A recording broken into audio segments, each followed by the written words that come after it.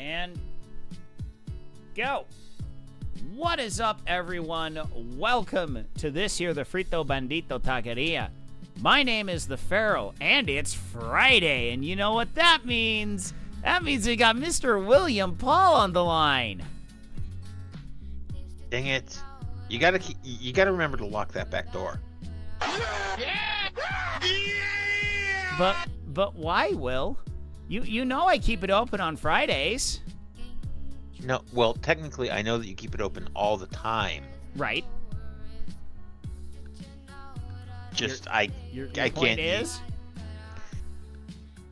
that I can only make it on Fridays.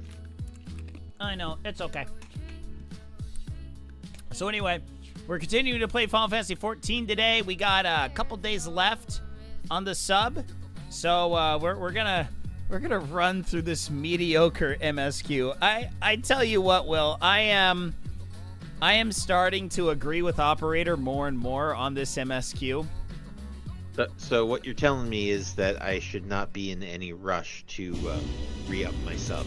No, the Dawntrail MSQ. Hey, buddy. Oh, yeah. What? I like cheese.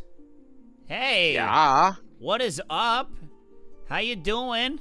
Subscribing on Kick. Thank you very much for that. Hope you're having a good night. We got 3 more days of playtime remaining, so we're going to try and make the most out of it, even though I'm planning on a 6-mile run tomorrow morning, so this ought to be fun. But we're going to... You run around as Eorzea. Right. Or no, wait. You're no longer in Eorzea in Dawntrail. You're on... Nope. Other place. I am in not America. Not America. Not Aztec culture America. Okay. But yeah, it's I swear that the majority of this okay, so to sum up very quickly what this MSQ is so far, Kryl found a note allegedly from her grandfather talking about the City of Gold. Okay? So the City of Gold, El Dorado, is something like that. So wait.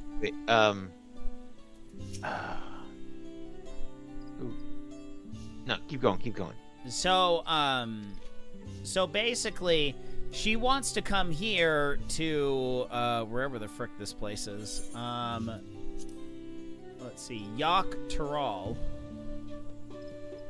or whatever this continent is actually called, and search for this. But in order to make it over here, we wound up meeting Wook Lamont, who's who's Operator's favorite character to hate, and she basically says, "Well, I'm here trying to find fellow adventurers that will help me in this big trial to claim the throne of my father." Better get to them before they take an arrow to the knee. Right.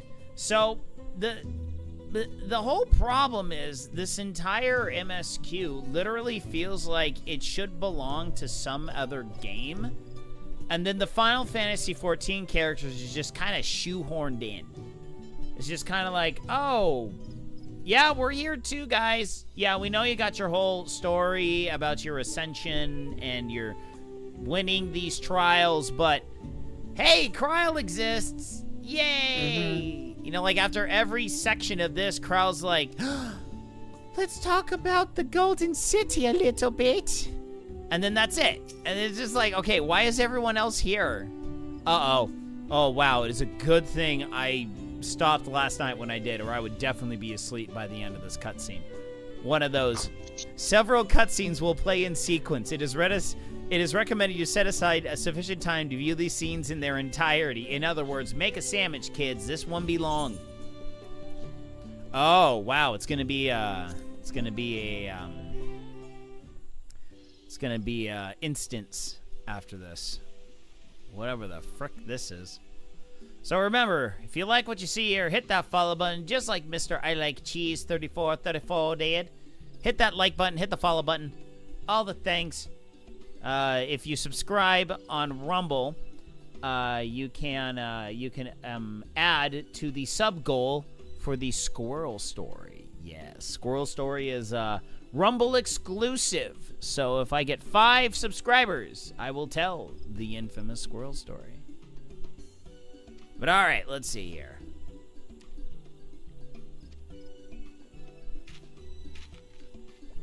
Oh, basically, this part of the trial was making very not delectable looking carne asada tacos. Like, that literally was the trial for this. And the only reason why Wuklamat's team won was because they learned a little history and got some rainbow banana leaves. Which is the one thing that makes these wannabe carne asada tacos actually taste good, I guess, or more authentico.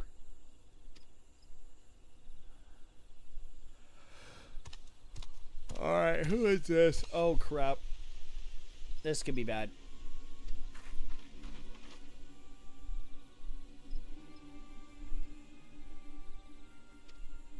Oh great, we're gonna get kidnapped. Yeah.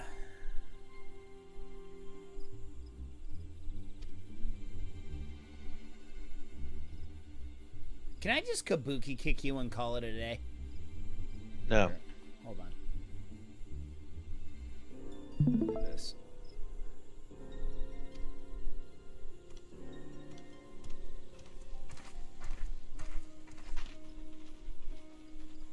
But yes, while you are playing Final Fantasy XIV, I am playing Skyrim because of reasons. So now you have already played Skyrim, though, right? This isn't your first playthrough? What is the meaning of this? Yes and Just no. how far do you plan on taking So this? you've tried it, but you didn't get very far. I did not get very far. Okay. When I originally played it the first time, and actually this second time, I intentionally avoided initiating the first dragon fight in Whiterun so that random dragons will not spawn as I go exploring the countryside. Right, you have mentioned this. Oh, Morok!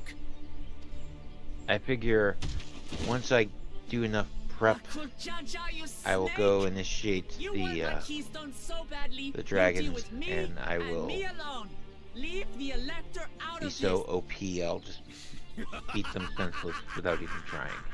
Is that all you Maybe. think he is? Foolish kitty! This man is the reason we are here.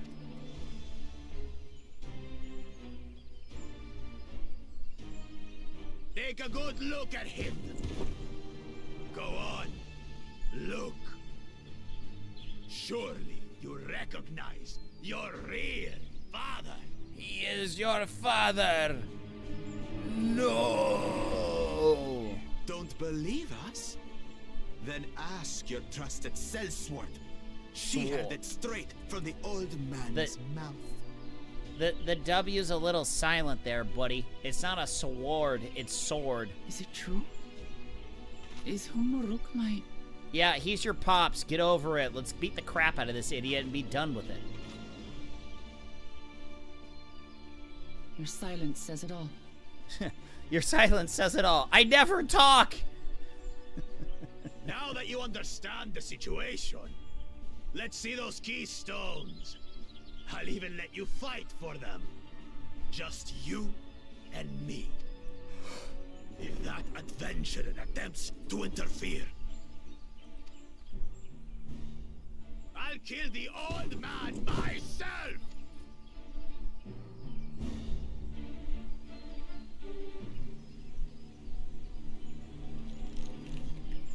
You despicable, heartless fiend. Uh-oh, he's a heartless? I didn't realize we were in Kingdom Hearts, minus the whole my friends are my strength garbage. Kinsman or no, I won't stand for you taking hostages. You are my strength. Come on then. You are the wind beneath my wings. I'll Oh, good give lord, you a please fight. no. No! No! No, you are not going there. You are, No. What? Why else? No. Why else would I send you pink Crocs? No. Oh, No. such heroic No one caterwauling told promise. you that I am your Shaking. hero. I would never be anything that you wish that I would be. Because you'll never know that I'm a hero, because I am not the wind beneath your wings. Guard our hostage well. We wouldn't want Wait. to tempt any thoughts Do you of mean to tell rescue. me that you're not who I'm holding out for? Here we are taking two very, very separate songs from two different decades and trying to... I need a hero! Oh, man. Those are two very different songs. Oh, man. But they're connected by the fact By that the they use the by, word Hester. hero in them. That's all. They've been I know. instructed to put down I love it. dearest when you Oh, lose. no, what's funny though is there's Hopefully this he one set up Instagram reel that I saw. It was like when a Spanish teacher actually understands the words to Despacito. I'm not losing to the likes of him. It's like yeah, Despacito is a very dirty song, but then again, Very, very dirty. it's a reggaeton song. All reggaeton songs are about sex. All of them. Literally. I mean, that's the definition of the song. That is right? the definition of the genre. The entire genre is all about boobs and sex. Like, that's it. Boobs, butts, and sex. That's it. That's every reggaeton song is about that. Dame mas gasolina. They ain't going to AM PM, folks. those ladies are not filling up on diesel. Well, what are you waiting for, you blessed bastards? It's 2 against 1. Don't tell me you're scared. But hey, it's renewable. No. You don't like that color. I don't like that color. Not a very good color. Sorry, we went into After Dark there for a minute. I do apologize. We're not in After We Dark. did? I I guess I didn't realize that because I don't speak Spanish. Oh, yeah. Anyway, we'll move on. I don't want to explain that one too much, kids.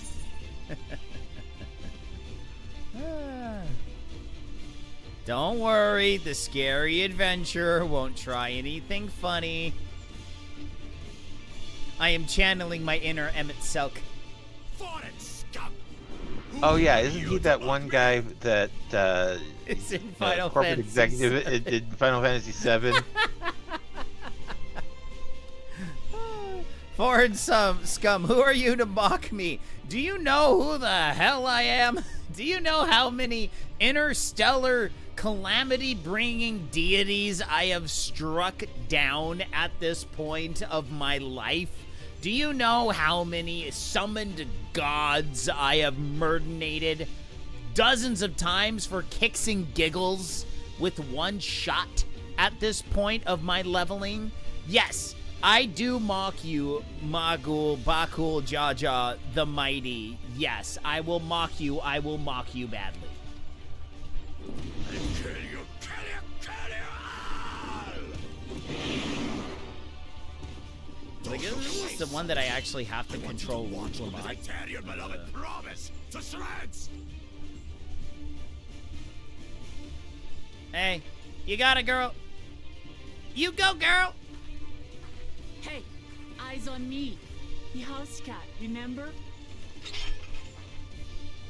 At least she's a warrior, so hopefully the moveset's the same. I'll say it again. I'm not losing to the likes of you. I'm going to become Dawn's servant, and I will protect my people. I'll protect my people in my leather bikini. Yeah!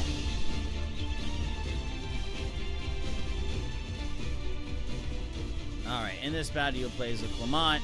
Through skillful combat, with Clement gains results, you need to release powerful limit breaks. Not only do they deal great damage, they recover hit points. Use them early and often. Okay? Alright, let's see what we got here. Alright. Okay. Oh no. Okay. Good. Oh. Frick, I cannot fix my ding. I can't move up.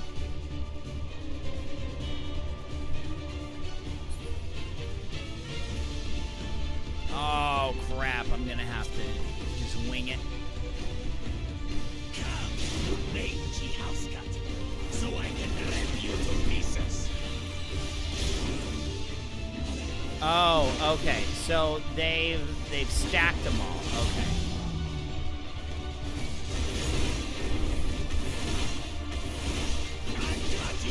Okay, I see where they're going. I see how they're doing this.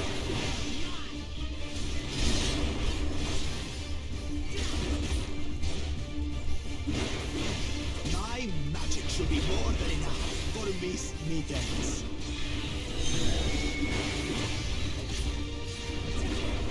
I'll make you eat them.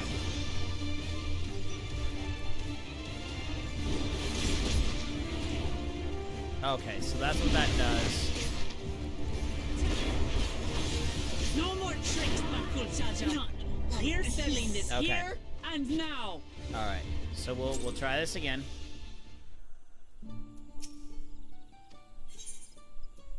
Okay, we'll try again on normal.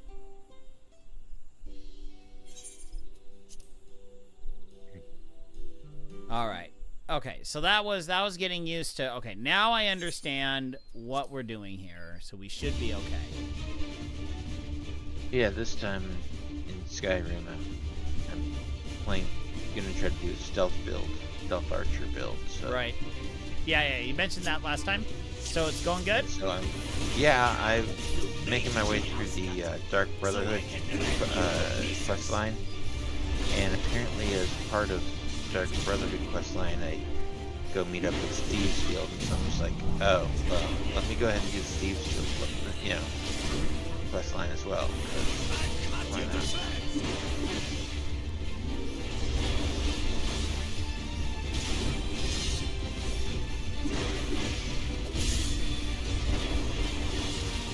My magic should be more than enough for Miss Mittens.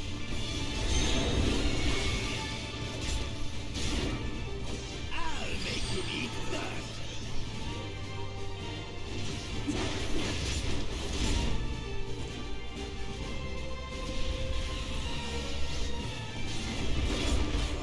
No more tricks, Uncle Jaja.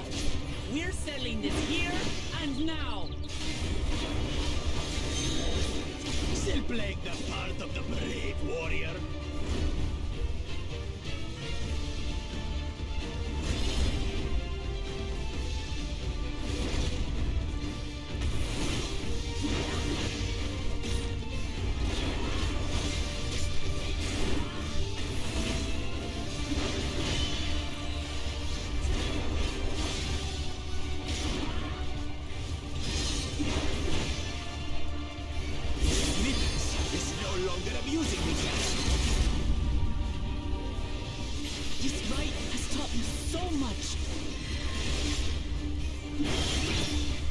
About my nation, my people, and myself.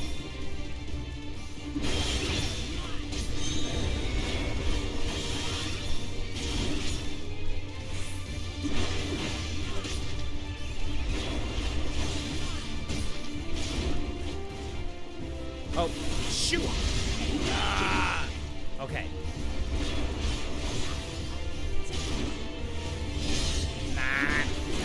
Should have thought about that. How do you like this? Kitty.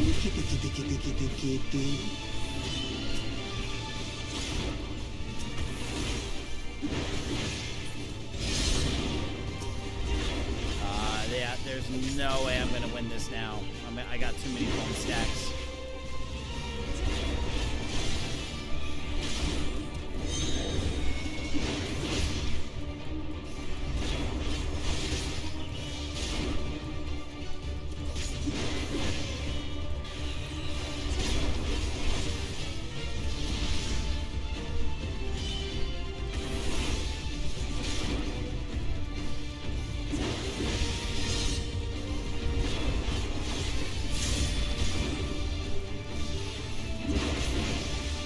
Yeah, the bone stacks off me.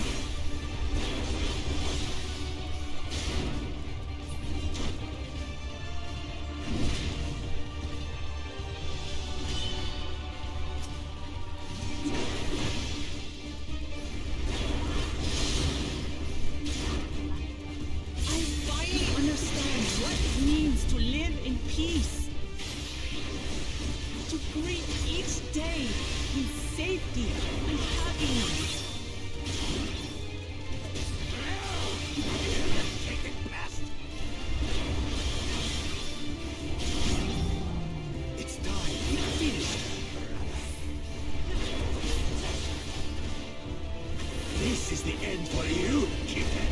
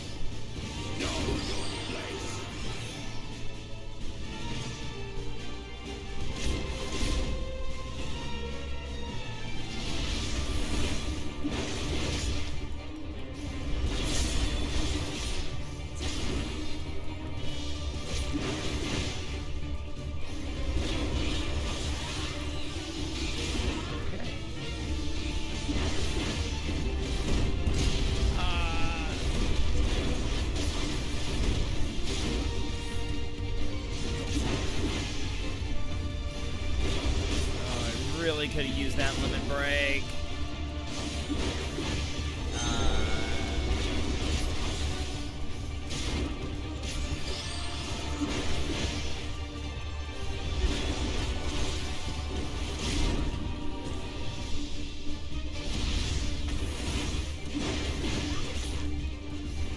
Not enough.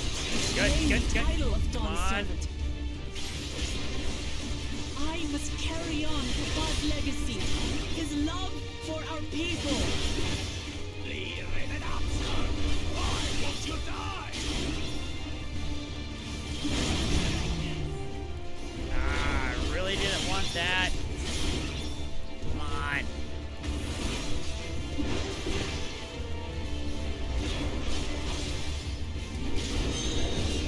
Fine. I'll show you the true power of the blessed. Oh, might not be good. I will be the next Dawn Servant, and I'll protect my people's happiness to the last.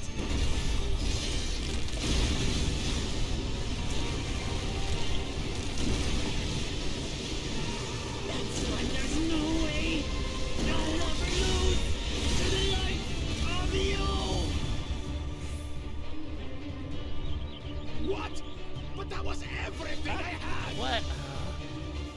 What do you mean? I can't stand it anymore! Attack! No. Please, please.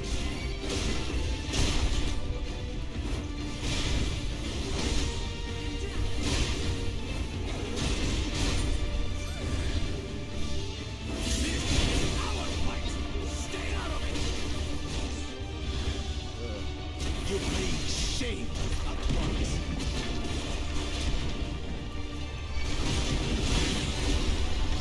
You think we care about your stupid pride? This is for Mamuk! We cannot lose! Oh wow! The great Bakul Jaja needs help, I see. Send your whole army. You still don't lead. I'm proof that my allies are right to believe in me.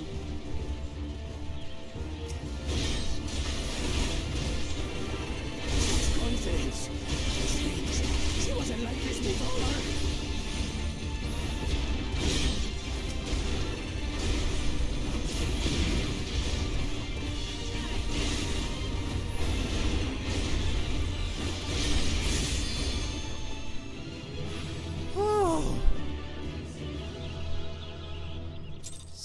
Second time's a charm on normal. Yeah. Didn't have to lower the difficulty that time. Yeah! I was right. I was red rushing that thing the majority of the time, too.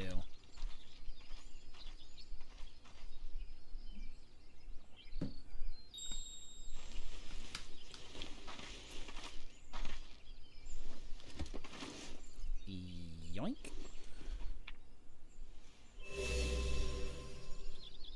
Yoink! I reclaim what you stole. No. How can this be? Cause you suck, How Bakul. could that puny house cat beat all of us? Don't worry, I gave her some You've steroids. caused nothing but trouble with your dirty tricks. Well, yeah. I mean, Threatening the Hanu, releasing If you ain't Bahia cheating, Amanda, you ain't harassing trying. me is one It's thing. only cheating if you but get you've caught. endangered too many innocents. No You're more, not first, Uncle you're Jaja. last. I will not stand for it. If you even...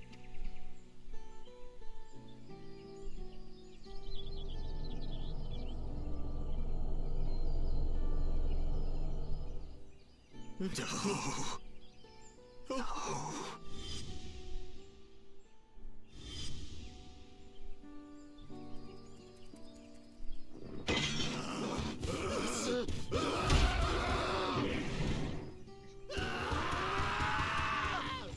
Run away! Run away!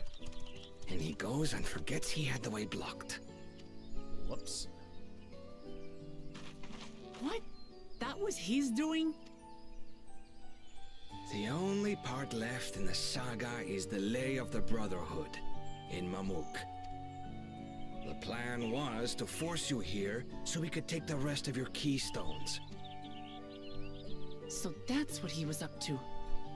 But, should you be telling us that? What does it matter? You've beaten us. It's over.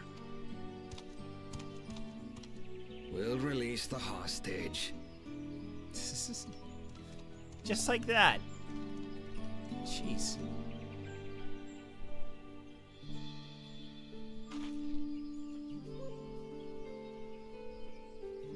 So yeah, we figured out this lion dude is actually Wook Lamont's dad. The last stream that we did yesterday. and so he's the one on the throne or whatnot.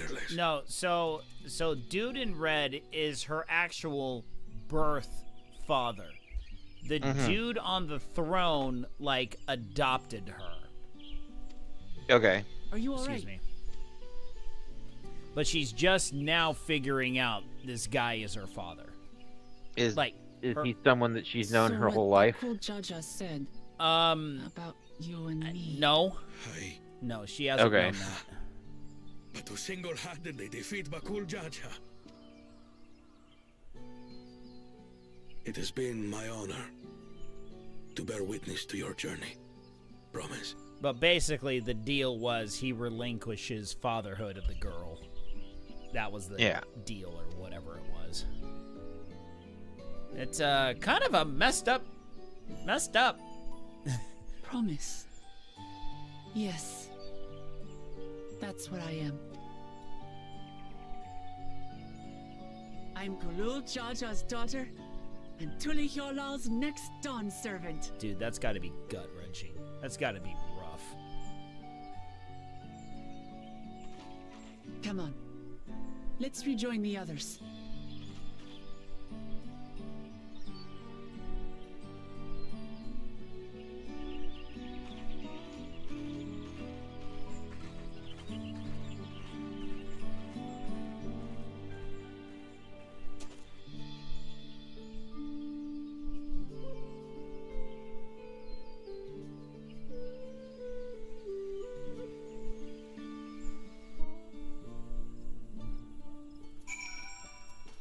All right. That is done.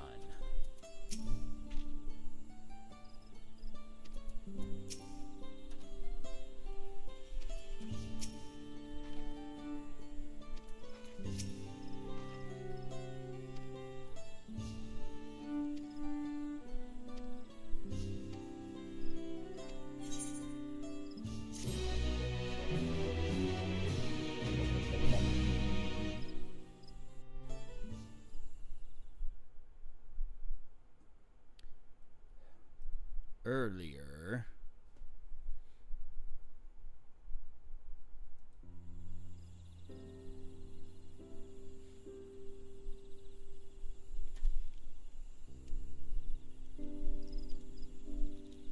The passage to Mamuk remains blocked. For now, all we can do is try to rest and recover.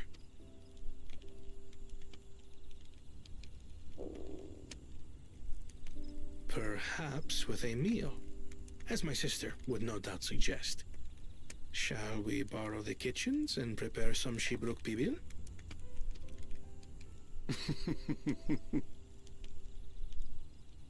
So thou hast taken a liking to the dish. As we learn to appreciate the unfamiliar, 'tis only natural that we develop new affinities. There is no shame in this. There is only shame that happens when you sit on the toilet after eating Shabuk Babil. But there is in ignorance. I had barely considered what the people of Tuli Yolol hold dear. What hopes they harbor for the future. Our nation is built upon the bonds that Father forged during his journey across Tural. And we've all been sheltered. We never got out. So single-minded have I been in my advocacy of foreign innovations Yes. that I failed to understand my own people. I like technology too much. I never actually went out and talked to anyone. Could someone who struggles to connect with the populace ever make a worthy Dawn servant?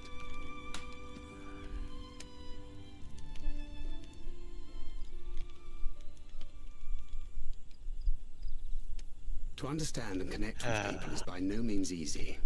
You know, when playing Skyrim, and But there is something you can the only do to problem pave the with going way. through the quest line for the Thieves Guild Let them see you for who you is really that I already are. started the Assassin's What Guild makes you laugh and cry storyline. and rage? And when trying to collect debt from these Understanding people, begets fel- I'm just like, wait, And no, I yet- can't just kill them. What you suggest does not come naturally to me. I was like, the Assassin's Guild is just so much of an easier quest line, because like, I go, too kill this have person. found it difficult to speak from the heart. But no, I have to talk to them Yet and try to frightening though convince it may them feel, to, if we are to move forward, we must indeed take that first step. paying. Do Yeah, you remember I'm when you extorting first funds from approached them, us, not. and we asked you why you wanted to become Dawn Servant? I have You to said keep you them wished as a to use the reliable, knowledge you acquired in Sharlayan for your country, and in doing so, repay your father for the money opportunities source, he money afforded stream. you. Right. What won me over was not your ambition, but your motivation. So let your people know this, and in time, they'll come to support you as we do. You can't hide behind that stoicism forever.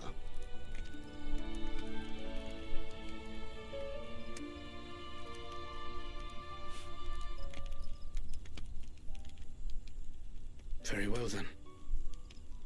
I will make a greater effort to be myself. By not being my usual self so much.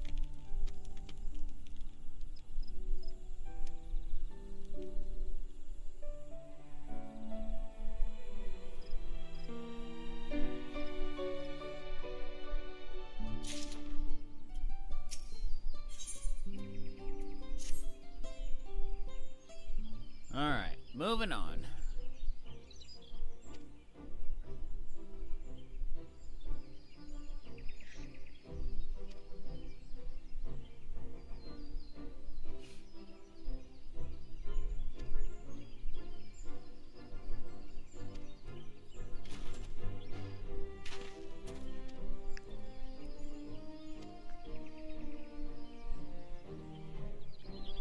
How did you get it back? You had to beat up Bakul Jaja. Well, I did beat up Bakul Jaja, and that's how I got it back.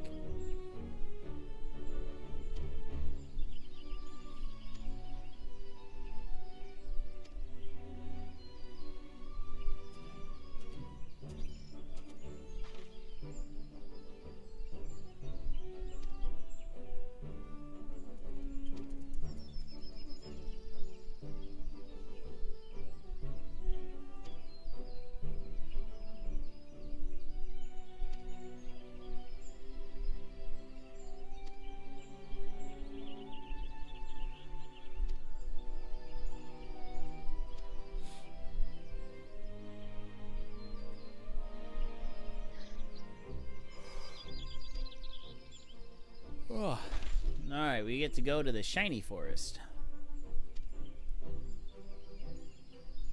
Did they know Lahi?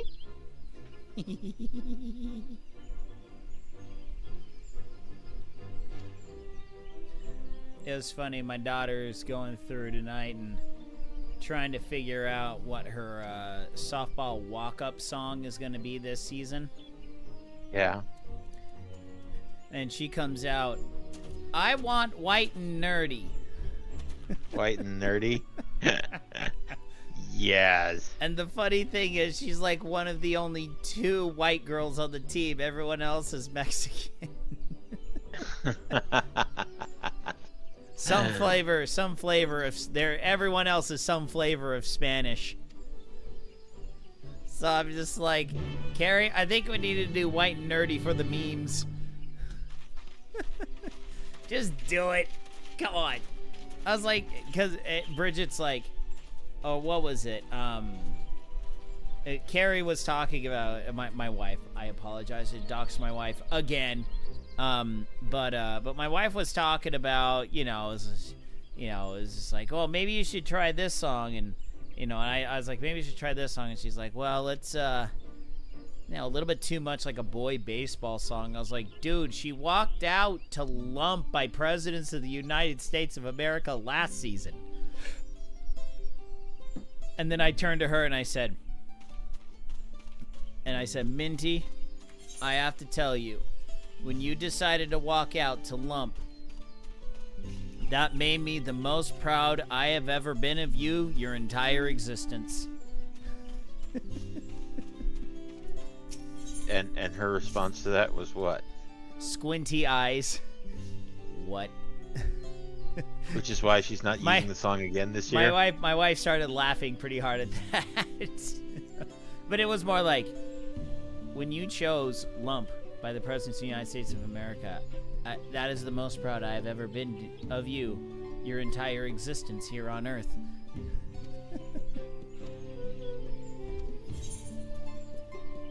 Just tell me what to kill. Thank you. Alright. Let's go murder something. Off to see the wonderful murder of Oz.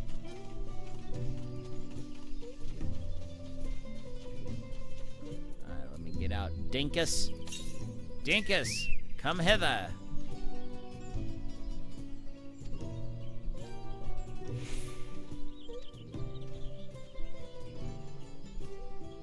Well, I apparently survived not killing. Well, I guess I shouldn't say I survived. I should say all 3 of my marks survived. Oh. Let's see here, SP13.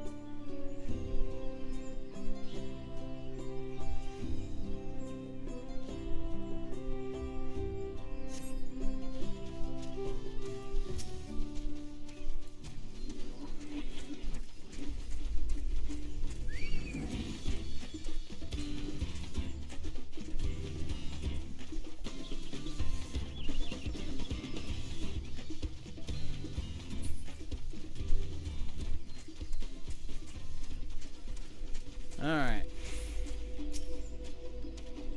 Let's survey this out so we can murder something.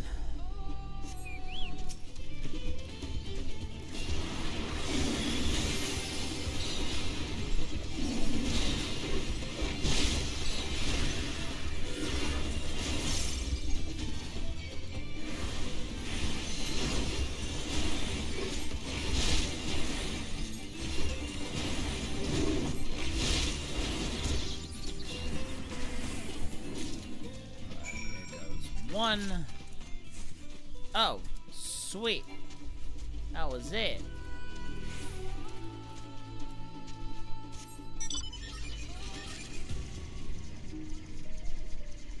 Man, it's like you always forget how much it sucks to not have flying in areas. Mm-hmm. Yep.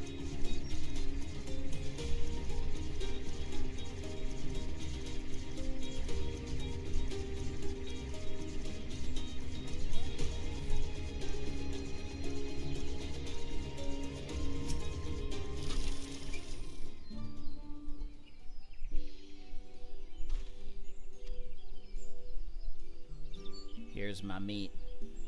That's meat.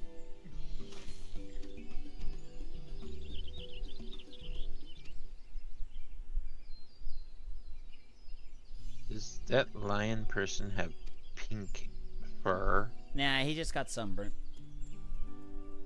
Ugh. I mean, it is rather unfortunate. I feel bad for him. That's gotta sting like a mother. Speaking of sunburns, I'm going to a water park tomorrow. It's Raging Waters in San Dimas. Fun trivia question. It is San Dimas rules. San Dimas High School football rules. It is actually the place where they did film the stuff at Waterloo for Bill and Ted's Excellent Adventure. And yes, San Dimas High School is still there. Their football does not rule. Actually, their football program, as far as I understand, it's not too bad. They're always kind of middle of the pack. They're not like standout-ish in terms of the league. Yeah, I don't know what this idiot wants, and I don't really care. Good. Give me my Aether Current and let me leave. Huzzah.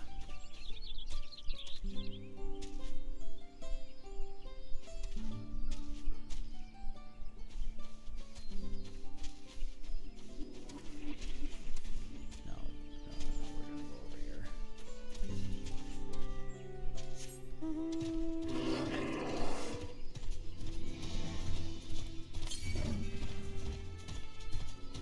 Okay, so I didn't get to the area that looks like a woman's chestal region.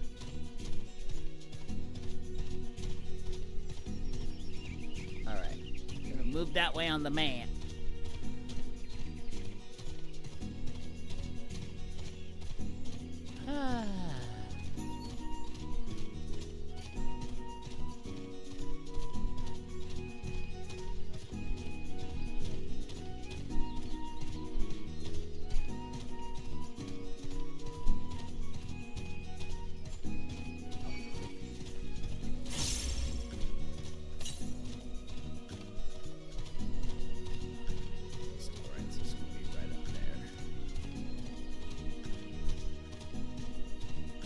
Right there. There you are. Thought I had one more up here. It's like I'm definitely learning more from last time.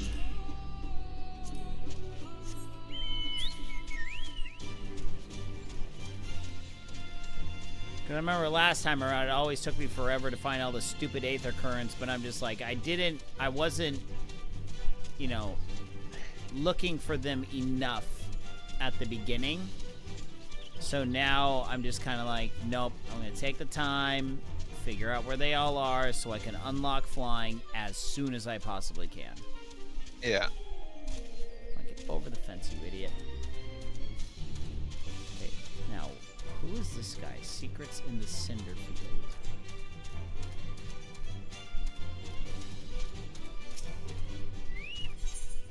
Yep, exactly what I wanted.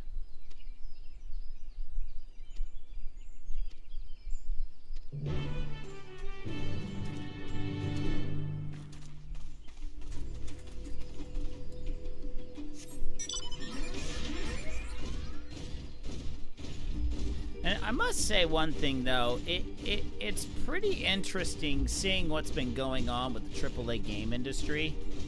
Yeah. And I've been following this guy named Grums.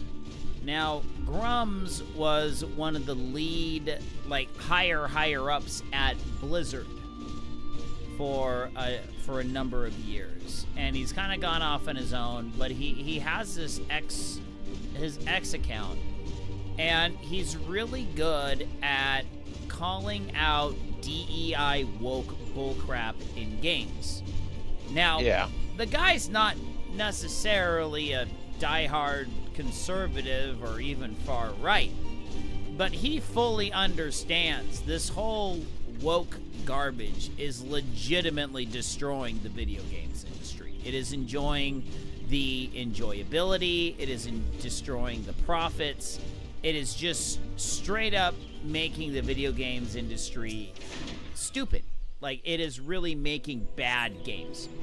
I mean, and we can see a lot of the evidence from the AAA games that have come out as of recent. And what's interesting is you're getting, like, high-level gaming influencers that are now coming out and talking stuff like, oh, man, it's so weird that these guys are coming out and, just following this hype train, of dumping on games and saying that all games are bad. All games are... Though? Well, no, not all games are terrible. But there's just a lot of the higher tier games that have come out recently that have just been objectively bad. Mm-hmm. And we're talking stuff like the, Kill the Justice League was objectively bad. It's a little late, but the Avengers was objectively bad. Forspoken. I enjoyed it. We enjoyed it for $7, Will. We definitely got our $7 worth of value out of it. We would not have gotten $60 worth of value out of it. But, and also other supposed AAA games like Forspoken, other big name brands that have been putting out games that just are not that good. So, what's interesting though is that these people, it seems like they are legitimately being paid by the games industry to make those shorts and videos. It seems like it is a coordinated hit against people that are saying, hey, look, the games industry needs to stop doing the woke crap because it's not working and it's making games worse. Like, objectively worse. Number one, the games are not playable. Number two, they are not enjoyable. Number three, they do not aesthetically look good at all. My opinion is that all these things that are being intentionally inserted into games because of this, that, or the other reason, there's nothing inherently wrong with what's being added. Right. Just the way it's being added. Yeah, if you just let the elements come up naturally, then that'd be fine. But the fact that they're artificially forced, that's the issue. Well, I think my biggest issue is how they're taking, and this has been my biggest problem with the woke ideology. They cannot create anything new. They are not capable, seemingly capable, of creating anything new. All they can do is take well-established IPs. Oh, frick. I was almost done. I gotta do it all over again. That sucks. Anyway, because I mean, they take well-established game franchises and just turn them into garbage, and they do it in this Saints Row. Yeah, you know, Saints Row, the Justice League, like even not necessarily to an extent the Avengers. I mean, there wasn't a lot of woke crap in Avengers. I mean, the whole Kamala Khan storyline, I think it was fine. It wasn't that terrible. But I think in their rush to put Kamala Khan as the front and center everything, they kind of forgot to flesh out the rest of the game. But, so there's just, I don't know. To me, it's just hard to be able to back the games industry, especially since they've been jacking up the price of games. You know, because I really want to buy Metaphor Refantasio, and 100%, I know that is going to be an amazing game. And it is going to knock it out of the park, just like Persona 5 did. Mm-hmm. But I can't spend $70 on a game right now. I just can't. I want to. I desperately want to. But I can't afford a $70 game. Especially when that $70 game is digital only. I don't own a physical disc for it. I can't own a physical disc for it. Because it's on PC and not on PS4. Now, I would not want to buy that game on PS4. Because I am very much so afraid that it's going to run like crap. But then again, I don't want to buy a PS5. Yeah. So it's just an interesting state right now in the games industry, because I feel like there are so many stories that are just desperately wanting to be told, but they are not being allowed to be told, all in the name of diversity. That's kind of how I feel. That's how I feel like a lot of the entertainment industry is right now, where if it's not diverse enough for the leftist woke scolds, it just gets canned. I mean, it's the reason why we don't have any real good comedies. You know, we don't have any, you know, there's no Beverly Hills Ninja, there's no Dumb and Dumber, there's no Happy Gilmore. You know, there's simply no movies like that right now. Because I think most of them get canned in the early planning process just because it's not DEI enough. I mean, for crying out loud, they took Don't Tell Mom the Babysitter's Dead and completely blackwashed it. Wait, what? They remade Don't Tell Mom the Babysitter's Dead? Yes! They did, and they completely blackwashed it. Did they keep the same title? Yes! And Recently? I mean, unless it got canned. This is the first I'm hearing of this. I mean, I'm not surprised I live under a rock. No, but the whole story is so single mother, like 5 kids. She's having a mental breakdown because of perceived racism in her workforce, in her work area. So she has to go and she has to go on a like self-healing trip or something like that. And of course, she gets this old white lady who's racist to the kids, and she winds up kicking the bucket, you know, just like in the normal story. Yeah. No, but it's like one massive black stereotype after another black stereotype. Mm-hmm. So it's like, dudes, why did you steal that idea? Why couldn't you make something at least a little bit different and not just steal the whole title? Because far too many movies are just reboots of old franchises. Like I say, there's no good new ideas. There's no good ideas right now.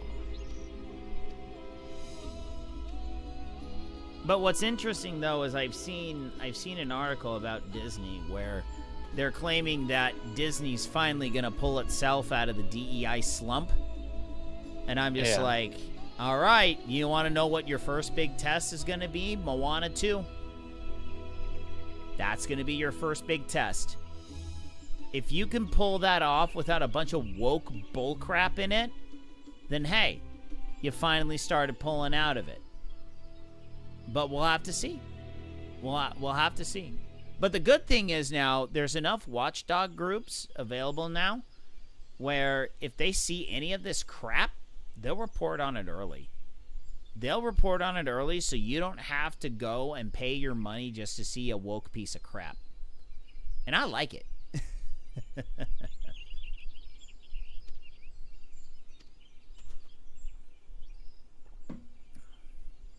Oh, because like Inside Out 2, I've heard that legitimately there was like hardly any woke bullcrap in that. Okay. I mean, yeah, one of the characters' name is Anxiety, which, yay? I guess? I mean, people do suffer from anxiety. Yeah, I think though the problem with children is that they're being told they have anxiety, and they're being told so much. It's basically they're creating anxious hypochondriacs. It's like, where was I? I was somewhere, and this teenager like openly stated, "Yeah, it's just, was it Raging Waters? Actually, I think it was the last time I was at Raging Waters." This one girl's like, "I just don't know if I can go on that slide with my anxieties." I'm like, dude, girl, you need to chill. I was like, look, if you are like, oh, well, you know, I'm a little scared to go on this ride. I have anxieties. It's like, ugh, you've been listening to too many counselors.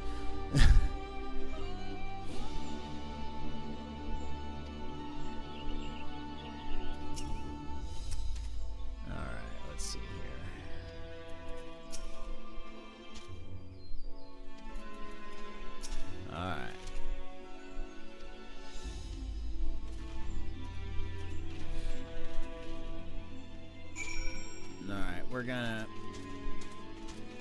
head back real quick, finish off this second quest, and then we'll keep moving.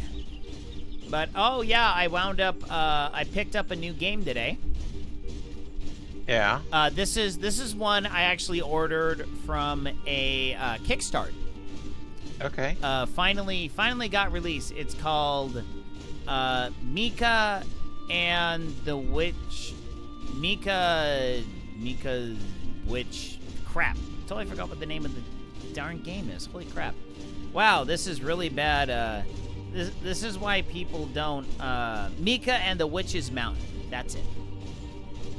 So, it's a game about this little witch girl that's supposed to go to this magic school. But then the witch of the magic school, she's like, hey, I want to make sure you know what you're doing. She kicks her off a cliff. So the poor little girl breaks her broom. So she's got to do a bunch of little delivery missions. It's basically like Kiki's Delivery Service, the classic anime voiced by haughty Kirsten Dunst. Well, she wasn't exactly. She was a young child back then, but she wound up becoming a hottie. But yeah, it was fun. You know, I played about 30 minutes of it today. You know, it was a good time. Anybody who tries to disagree with us about Kirsten Dunst being a hottie, I just have one thing to say. Bring it on. That still has one of my favorite scenes is the scene where the little brother. No, I'm saying bring it on. I'll fight you about it. I know, but you do know she was in a movie called Bring It On, right? Yes. Okay, good. But so I'm saying one of my favorite parts of that movie is where Kirsten Dunst is on the phone and she's talking to one of her cheerleading buddies, and then all of a sudden her little brother runs in. You know, little brother's like, she's a senior and he's like a freshman or something. You know, freshman, somewhere around there. So he runs in and he goes, hey, I gotta tell you something real important. She goes, what? The dude does a 180 double hand. So Kirsten is like in the corner of her kitchen, of the counter, you know, where it's like 90 degree in the counter. She's in the counter. So what the kid does is he plants his hand on the two countertops, does a 180, butt in her face, rips a huge fart, and then runs away. It is like the absolute perfectly planned and executed fart on your sister maneuver I have ever seen in a movie. It is so funny. I rewound that thing at least 15 times and just watched it again and again and again. It's just so good. It's definitely what siblings would do to each other. Oh, yes. No, I haven't told this story for quite a while, so I'm gonna tell this story. So I went out with this girl in high school. And folks, no, this is not the squirrel story. You No. still need the subscribers for that. Yes. Continue. You need to subscribe for the squirrel story. But what happened was, so this girl I was dating a little bit back in high school, we were on the swim team, and we finished up morning workout, and we planned it. So me, her, and our other super good friend and his younger brother, we were going to go over to my girlfriend's house and make waffles. Because I told her, I was like, hey, I make the best waffles. She goes, no, you don't. I was like, you kidding me? I'll make waffles for you. So he invited my friend, his brother, and his younger brother is like 3 years younger than us. Mm-hmm. So I'm sitting on the couch with my girlfriend, and then the couch is situated like right under a divider, you know, like kitchen breakfast bar, you know, between the kitchen and the living room. So there was like a little, you know, kind of a raised countertop area, and then the couch was right under that. So he would lean over the bar and smack me in the back of the head. So I was like, very funny, dude, whatever, just don't do it again. So he does it again, and I'm just like, dude, I swear, if you do it, I'm going to throw you to the ground, and I am going to fart in your face. And he just goes, So, one of the skills I used to have in my younger years was the ability to create flatulence out of nothing. Let's just say... Fart on command. Yes. I had the capabilities to reverse the pressure inside my sphincter and draw air up inside and then expel it in a very loud and boisterous manner. So what happened was this kid, he did it again. And rule number 6 was 100% in effect. That was a challenge, and I had to throw down immediately. So I threw the kid to the ground, pinned him down, got one ready to go. And I totally just blew the biggest fart right in this kid's face. I mean, it was monster. It was a monster fart. And then the best part about this story was my girlfriend's father saw the whole thing. He was witness to the entire thing. And all he does is... Okay, wait. But before you explain what the father did, this girlfriend at the time, new relationship, established long-term relationship with the girlfriend. What are we talking about here? I mean, I know you said, you know. Okay, so we were friends for a good while. At least a year or two, at least. Okay. We were really, really good friends, and then just kind of develop into a relationship, sort of. Okay. Because I broke up with this. It was kind of a weird transition, because, like, the girl I kind of went out with. So, my relationships in high school were never like, will you be my girlfriend? It was more of like, hey, let's just kind of go out together and kiss and stuff.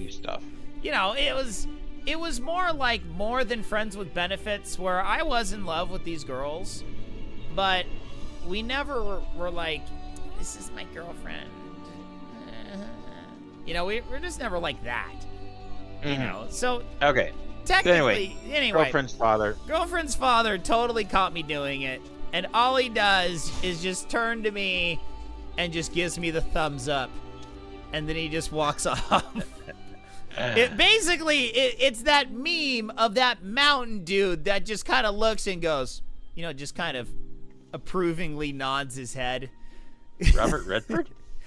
No, was that Robert Redford? The guy that looks like a mountain man. Yeah.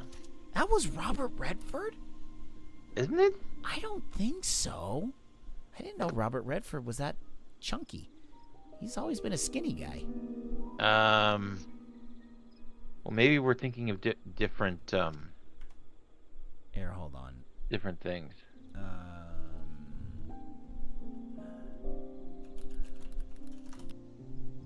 Let's see here. 1 second.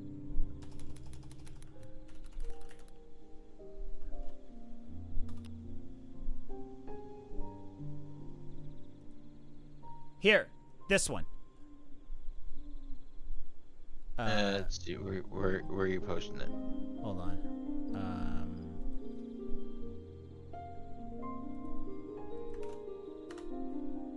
General gaming. Okay. Yep. That's Robert Redford? Yep. Wow. What was that, from like the 70s? Let's see.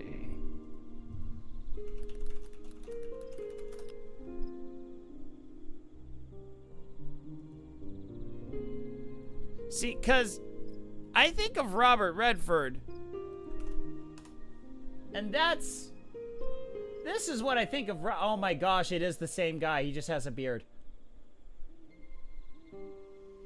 I never knew that was Robert Redford. Yeah, in my Google search, I found something that states the internet is finding out that the nodding in approval guy is not Zach Galifianakis, but Robert Redford.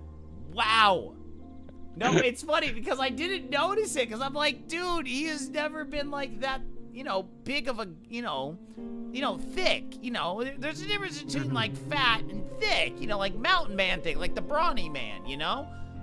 Yeah. And then when I post the picture of Robert Redford and I look the two on the Discord, which you should join, by the way, I'm like, holy crap, that is the same guy. Holy crap, I just now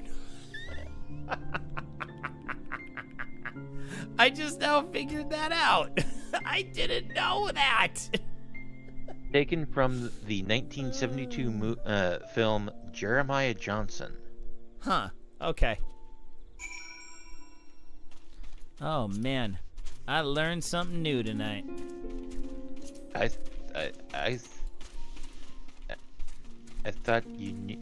No, I did not. I never mentioned it to you because I thought you already knew. No, I didn't. I liked my extent of Robert Redford knowledge goes back to The Natural, and that's it. And the only reason I know that movie exists is because my dad had the VHS tape.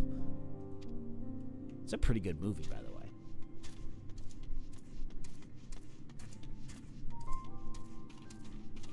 All right. Excuse me. Down in the caves.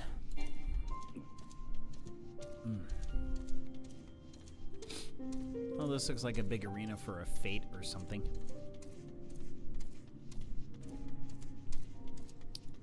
Anyway. Ah, boy.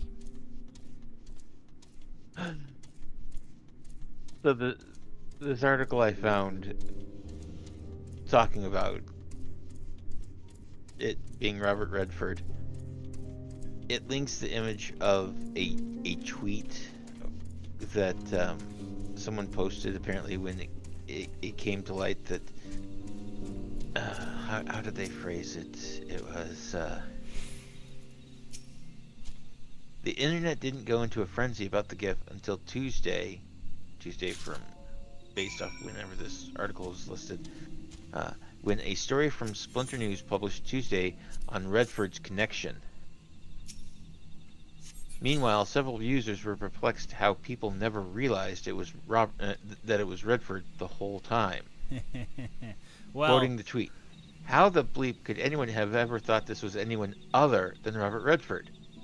There were, in fact, movies made before 2002, people, and yes, several of them were good."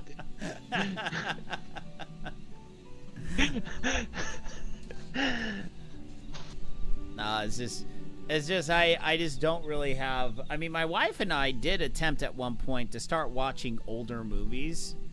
Yeah. But then my wife's just like, I just can't stay up and watch a full movie. I just can't do it. So it's like, So that basically got abandoned. Alright. Moving on to the lower areas.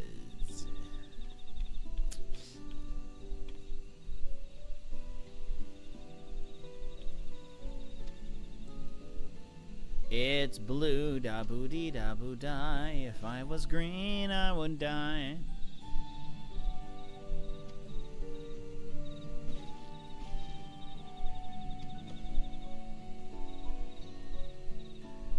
Alright, we got the final place to visit.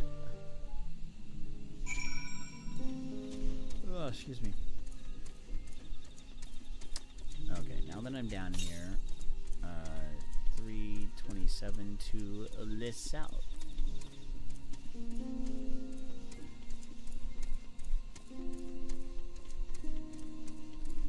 I gotta do all the story bits anyway before we'll be able to unlock. There's gonna be like 3 more quests down here in order to unlock flying.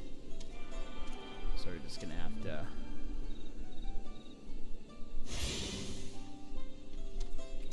Aetheryte tuned.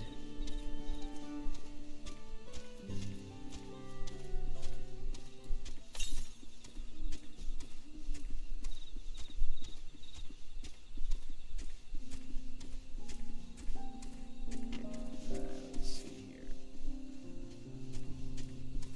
151 to the south. There it is, right there.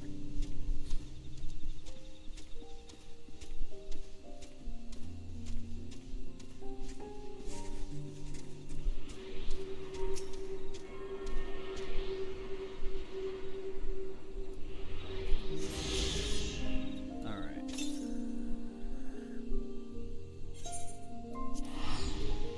774 to the northwest.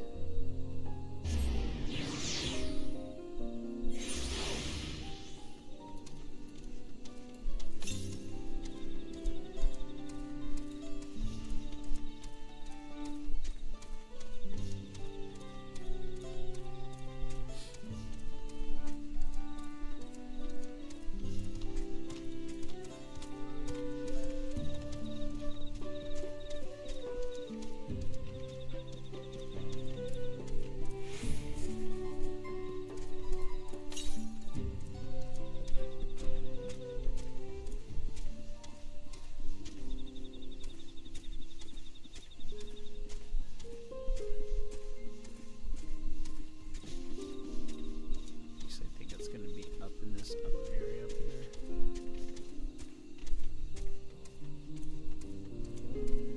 This area actually reminds me a lot of the Macalania Woods from Final Fantasy X. Or, what's that area in Xenoblade 1? There's an area in Xenoblade 1 that this is also pretty reminiscent of. Okay, 320 to the west.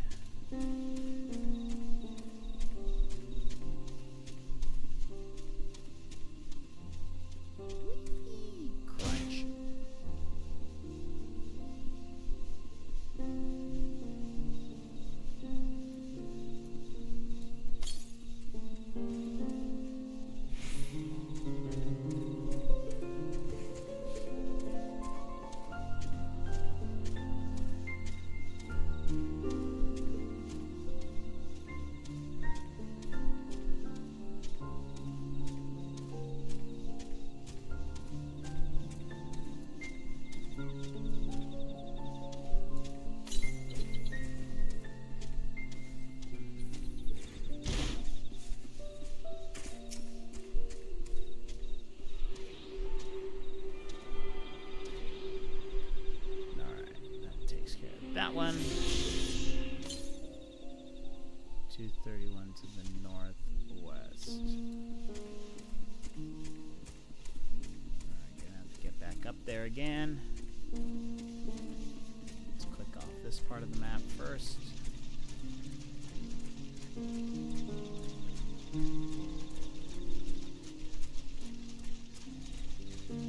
Oh, I can just get up on this side. That'll work.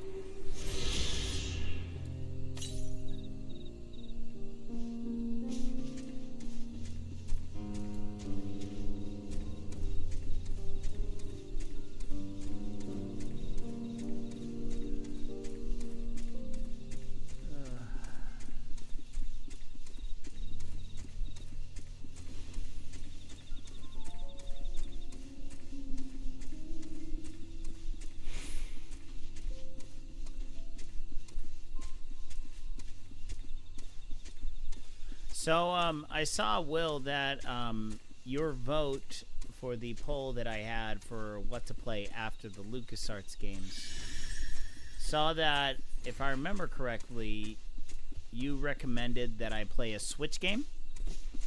Where was the... Well, yeah, because, like, you mentioned Unicorn Overlord. Yeah, I mean, that's one of the games that I could potentially play. Yeah. And I was just like, I mean... I'm interested in that game more so than...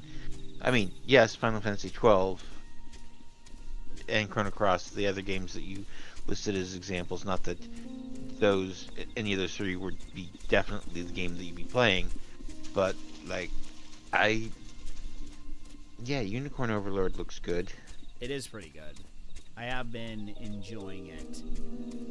I haven't really been able to truly sink my teeth into it just yet, though. I mean, I played it a little bit, but it's like I have been southeast? Is it on this little island over? But I've been mostly working on... oh, there it is.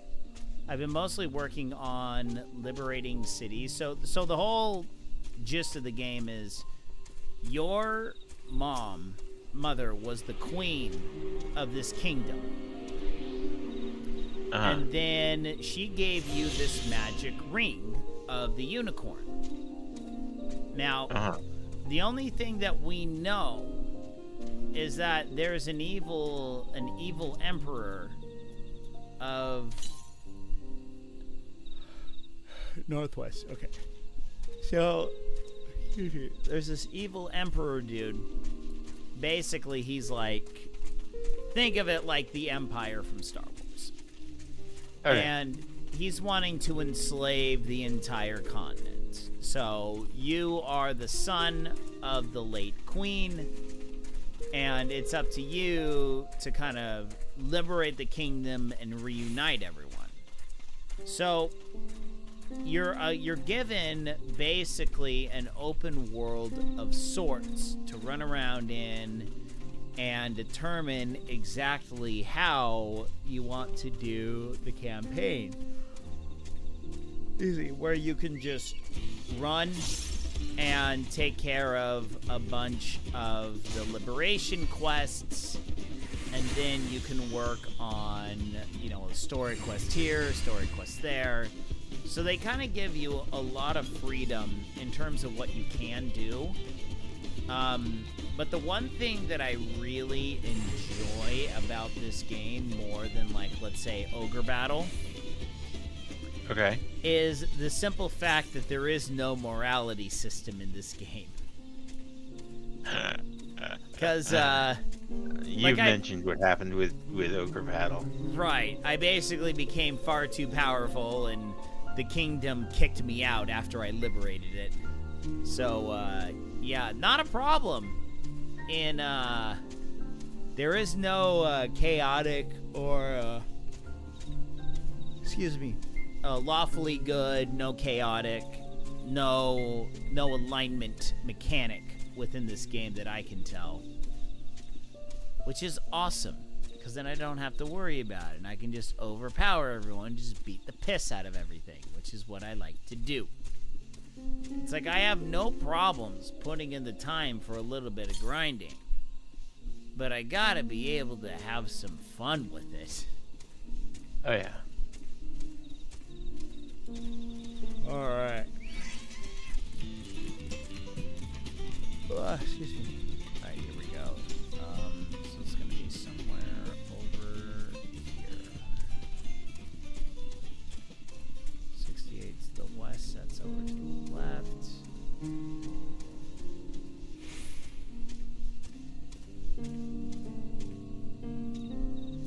Alright, where am I going now? 133 to the east? Is it down here?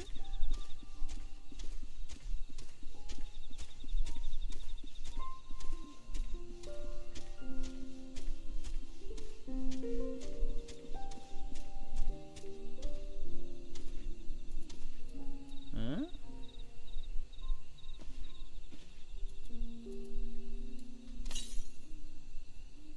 Northeast. Ah, there you are.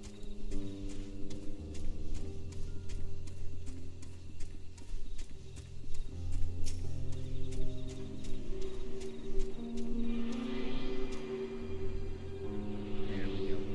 Found it. Nice. All right, we found all the currents. Now we can just go back to the city, pluck away at a couple more story quest elements, and then we'll probably be wrapping things up for the night. All right, over to here. Hey, bunny boy.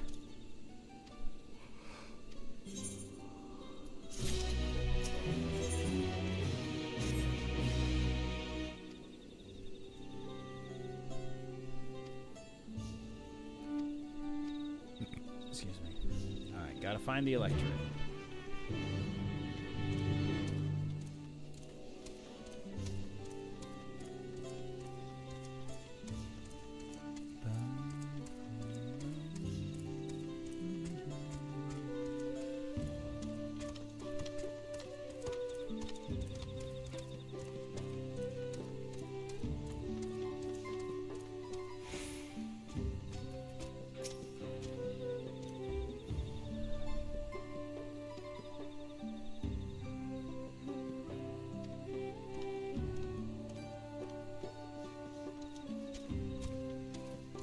Alms for the poor.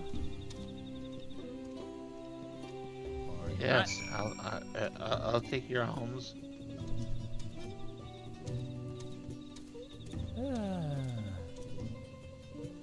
No, I'm still laughing pretty hard at this policy that Kamala Harris put out saying we're going to give $25,000 to any person that was a renter and wants to buy a new home. And I'm like, oh, you know what that sounds like? Sounds like my house price just went up another $25,000.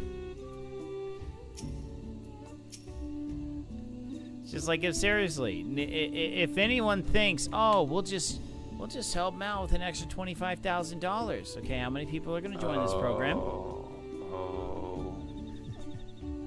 I see that having vast implications on my job.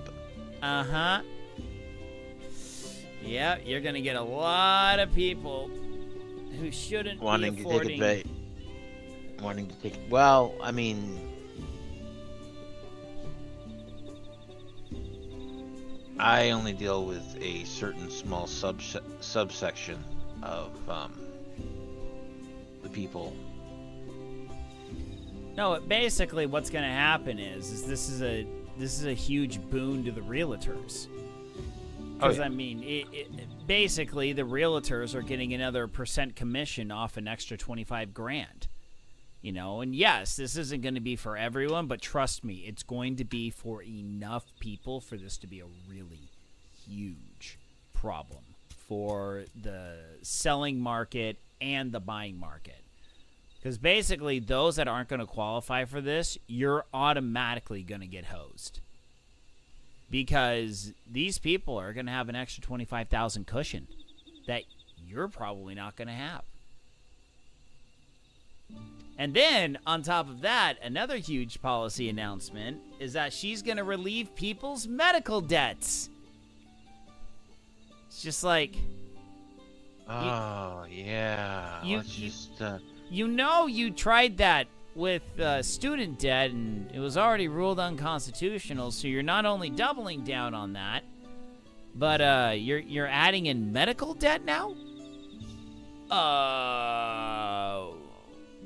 Didn't you already take over all that with Obamacare? I mean, seriously, I thought Obamacare was going to make everything better. I thought Obamacare was going to save us all. All of this extra government regulation was going to snap all these terrible hospitals and the big pharma back into place, and they're going to do everything we say.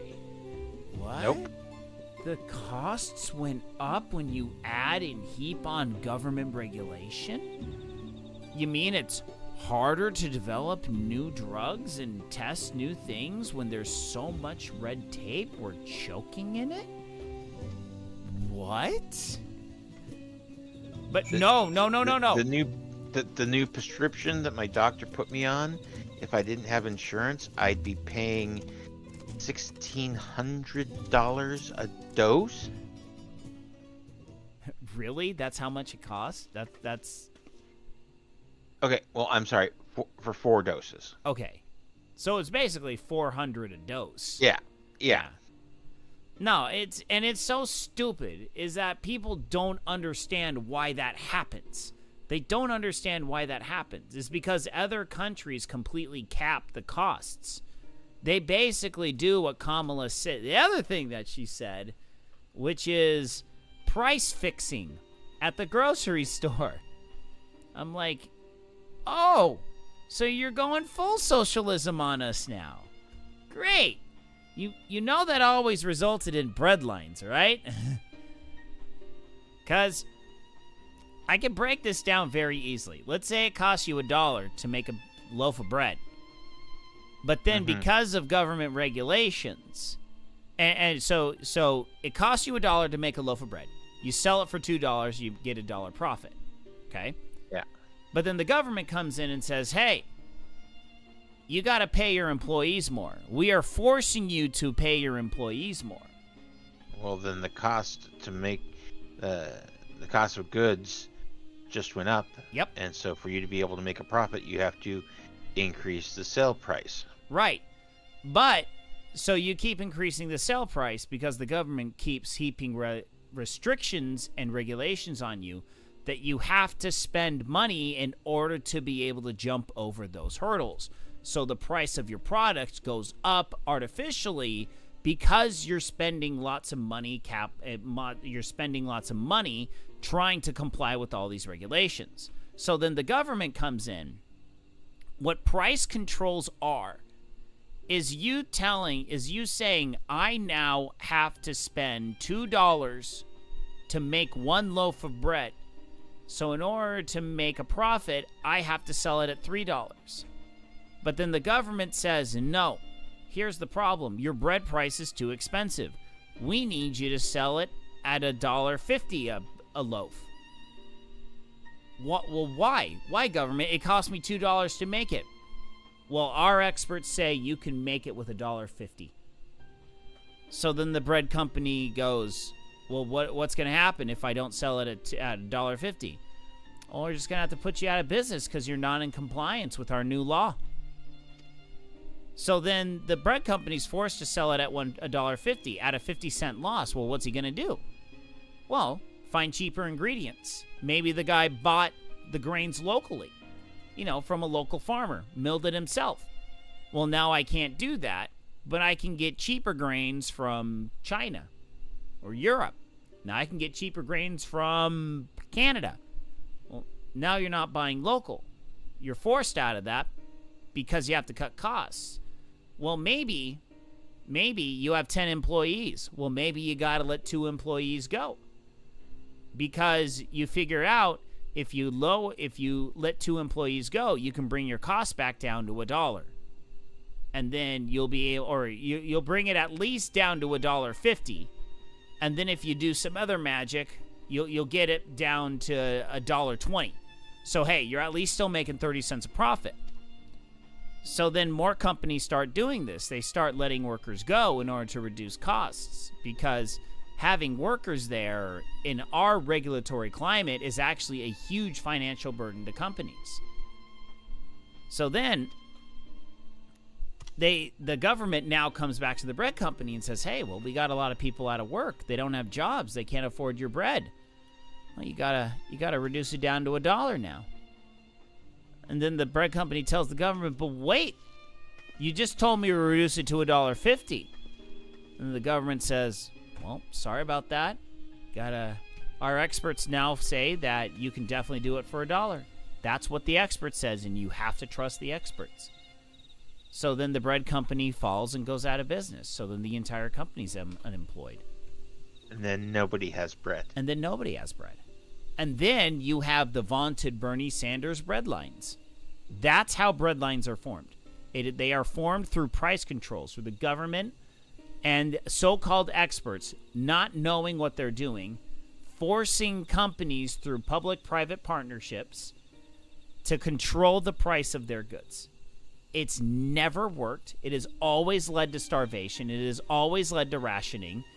It is a terrible idea. And if you vote for Kamala and that's one of the things you like about her, I am sorry. You are the dumbest person.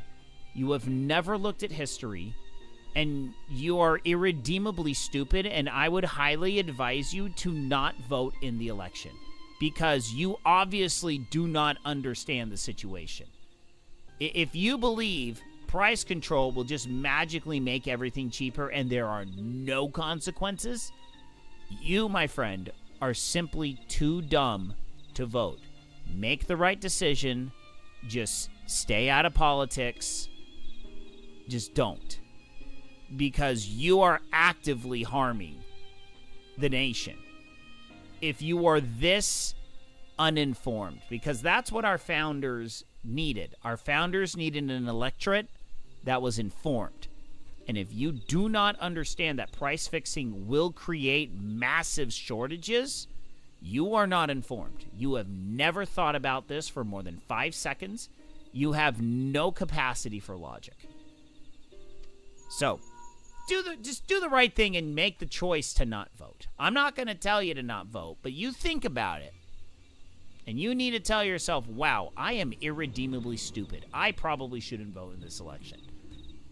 And then go out and buy a loaf of bread while you still can. Now, I tell you what, though. Every Democrat should be demanding Kamala actually do a legitimate interview. You know, it's been 2 weeks. Oh, I got a cramp. Oh, ow. Hold on. Oh, it's one of those ones right under the rib cage in the lung. Hold on. I gotta stretch this one out. Oh, I feel old. Hush, boy. Okay, it's gone. Oh, man, that one was painful. That one was bad. You know, it's like right at that corner of your rib, and you know it has to do with, like, how you took a breath in. It just went a little wrong, and it just shocked a cramp into you. But anyway, So Kamala 2 weeks ago, she is remember you kind of was joking about the vice president and if she was any good, and I just laughed my head off because I knew she was terrible. So basically, magically, everyone realized, oh, holy crap, Joe Biden is not really sentient anymore. He is absolutely brain dead because of old age. He legitimately, he cannot run for president, which begs to ask the first question: if he can't run for president, why is he still president? You know, minus the fact that Kamala wants nothing to do with Joe Biden's policies, even though Joe Biden continuously say, it's the Biden-Harris presidency. It's the Biden-Harris presidency. Oh, boy, it's funny. But anyway, so over a weekend, 2 weeks ago, Joe Biden dropped out, and he informed everyone from a PDF posted to X that he was dropping out. There was no press conferences. There was nothing. He just dropped out of nowhere. When the whole week before, I'm in this thing, I'm gonna keep going, and then, I'm done. Wait, what? And then by the end of the weekend, magically, Kamala had all the delegates she needed without ever getting a single primary vote. Strange how democracy works that way. How you have, 12 million people who voted for President Biden to run again. Magically, 12 million votes are just thrown out the window because the DNC doesn't want Biden. They want Kamala. But she's gone 2 full weeks without a single solid interview. She's made a couple stump speeches. Some of them are literally the same script. Because there's a couple videos going around where she's in 2 different cities and literally giving the same speech, same delivery, same emphasis, same everything. And it's like people are trying to say, oh, well, they do this all the time. They do this all the time. It's like, do you know the army of speech writers that Kamala Harris has behind her? No, people. You cannot say that the candidate for presidency goes through a bait and switch all the time. You cannot say that. Because if you do and truly believe it, then I refer you to the group that Farrell mentioned a few minutes ago in regard to being someone that needs to rethink their decision on whether to vote or not. Yeah, because the big problem is Kamala has not done a single interview with anyone, and she's trying to weasel her way out of the 3 standard debates that the presidential candidates... No. Ms. Harris, you are going to debate. Yes. So you are going to debate Trump. So here's the funny thing, is that Biden was all about, I'm going to debate Trump. We're going to do 3 debates and this and that. So what's funny is Kamala comes in now and she's like, oh, well, he already did, and Trump's basically like, hey, Biden, you broke our deal. Screw you. I'm not abiding by your terms anymore. Because basically the original terms of the debate was like Biden set all the terms and Trump was like, fine, whatever. I don't care. Let's debate. Let's do this thing. So then Trump beat the ever-living piss out of Biden in the debate, and then that's when everything started going downhill. But then Kamala comes into the scene, and she's like, well, Trump, you already did one of the debates. He's like, not against you. He's like, and he's also suing the DNC because they like broke contract or something like that. I'm just like, yes. Because it was the bait and switch. Yeah. No, it's just stupid. It's stupid. And the fact that Kamala refuses to actually talk to people. And not only that, all of her surrogates are going out and she's like, oh, well, I don't want Medicare for all. You're literally talking about forgiving medical debt. That you're basically going for government-sponsored health care when you're relieving debt. That's what you're doing. It apparently doesn't matter if you have Medicare or not, if they're just going to forgive the doctor bills. Right. Yeah, it's a back door to a single payer system. And it's like she also was like, you know, trying to back off, you know, more like moderate wash her abortion stance, her, you know, she's saying now, oh, well, I don't want to ban fracking. No, you 100% ran on banning fracking. Like, if Pennsylvania votes for her, they're like the biggest fracking state in the nation. If they vote for her, they are the dumbest people.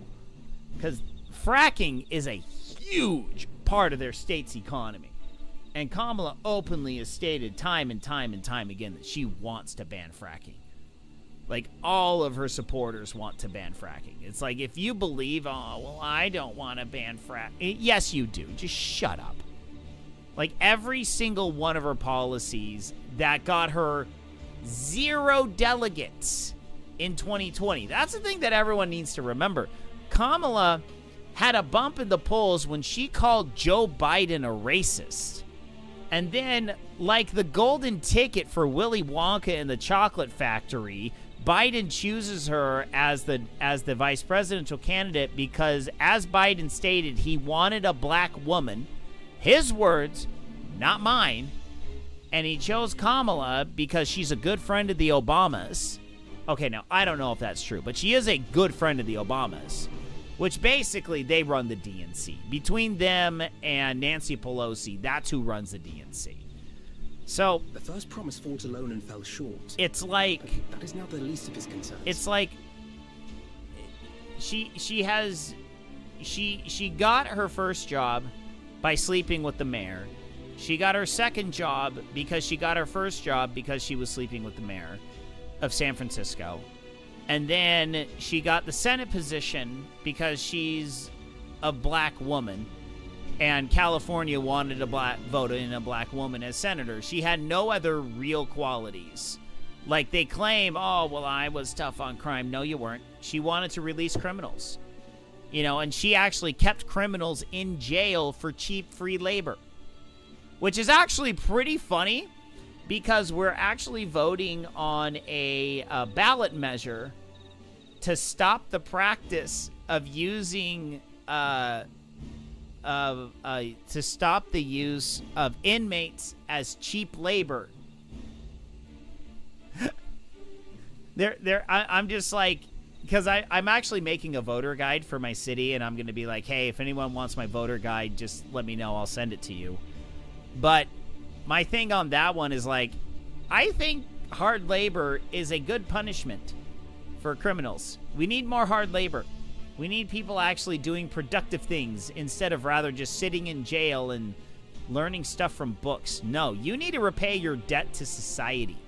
You need to actually do stuff to make society better while you're being reformed. Like, I don't feel like they should just be swinging at rocks with sledgehammers all day. But they should definitely be doing actual positive things to better communities and the state so they can actually do some service. I mean, yes, it's cheap/free labor, but they should actually do it while they're being rehabilitated. But my stance is like, hey, look, you can vote on this one however you want. I don't see any real downside to it, but I think they should do hard labor. That's my stance. But also, Will, did you know that $15 minimum wage just isn't enough?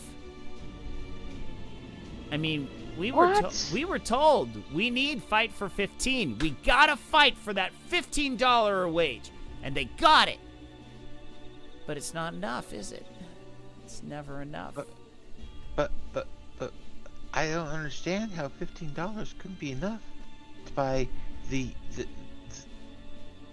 to buy the goods and services that they need to be able to survive, because those prices won't change.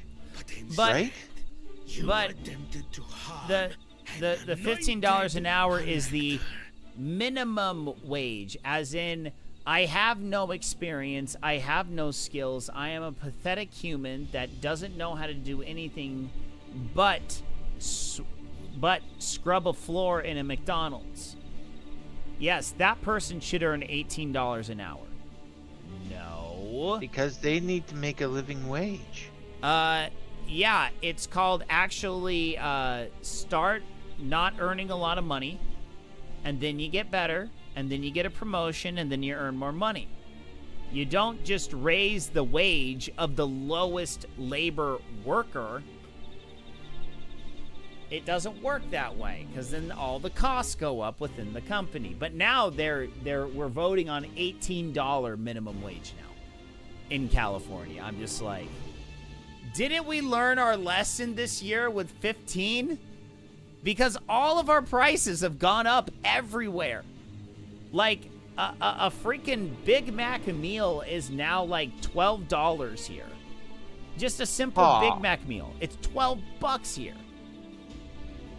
It's just like, no, this shouldn't be $12 at all. But it's never enough.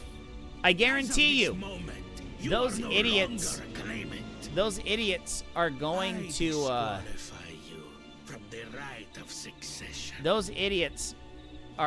to push for 20 in 2 years. In a couple years, they'll push for 20. No, it's beyond stupid. No, and I still don't know what it's going to take for California to just simply have enough and stop voting Democrats. Like, I don't know what it's going to take. Because they keep pushing for stupider and stupider things. Then one of these days, we're going to finally have a revolution in the inner cities, and they're finally going to be like, no, you can't blame this on the Republicans anymore. You guys have been in power for 35 years now. I will be the one to reach the Golden City. Alright, Blue Boy got his butt kicked. When Zorolcha was defeated, he tried to take the Keystone by force, but he was thwarted by Father Shade.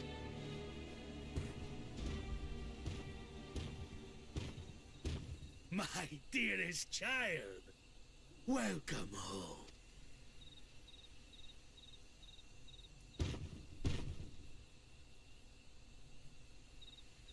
This feat was made for you. Only blessed siblings could hope to defeat Gulul Jaja. But ere we begin, I would see the fruits of your triumphs. Uh-oh. Come, show me your tablets. Uh-oh. Yeah, I kind of got my butt kicked.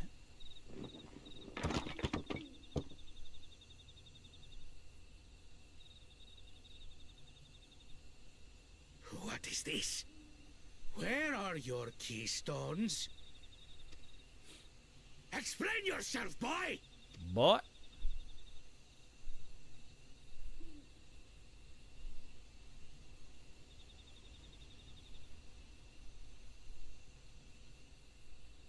No matter. Not all can be expected to go to plan. What keystones you lack, you can easily take. We already tried that once. It didn't work. I tried. But I couldn't. Oh boy, is this the fabled redemption arc I've been hearing about? You mean to tell me Maybe. that you glory of Mamuk, for whom all here have sacrificed, were defeated by your inferiors. Yes, we mopped the floor with them, buddy-o. You are as useless as your siblings. A failure. Leave and never return! You have no place here! Dude, tone it down a couple notches, bro. Yeah, that's right, cry. Cry because you suck. Let's go, brother.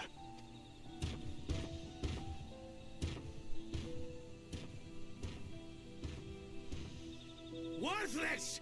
Pathetic! This was our chance to claim sovereignty, and he ruins it! Who's this other guy right here? This other dude's just like,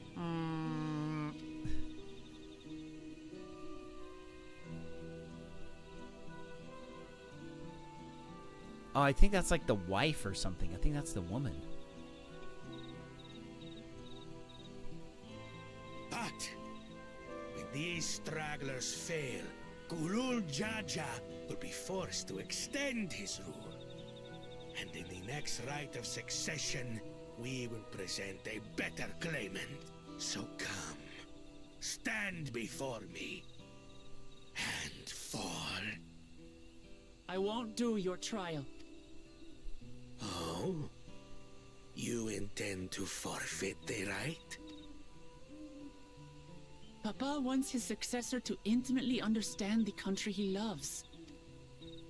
Every step of my journey, I've learned something about our peoples and their cultures. I would do the same here in Mamuk. The Mamulja deserve nothing less, so your battle can wait.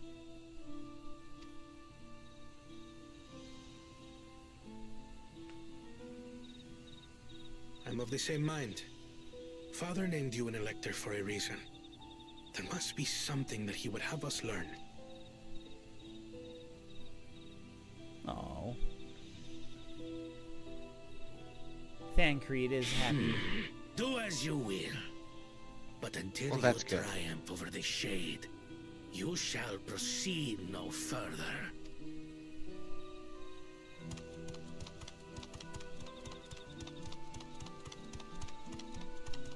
Promise, I would speak with you.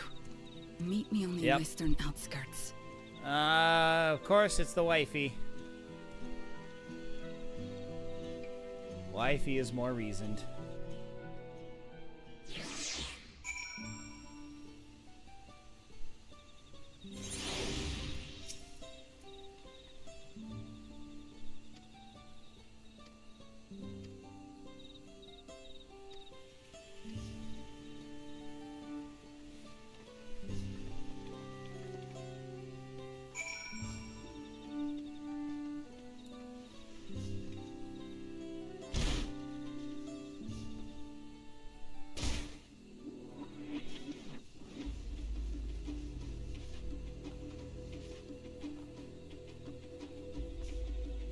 Dignified lady, what do you have for me?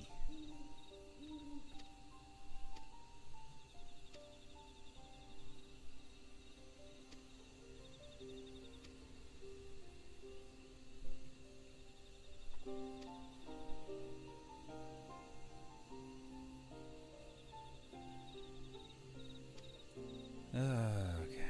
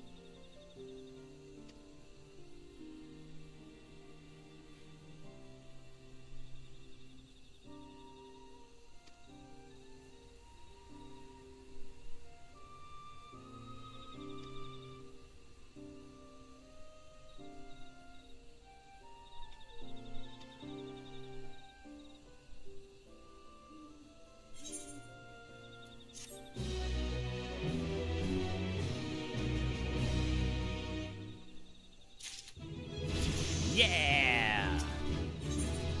Level 96, Medica 3.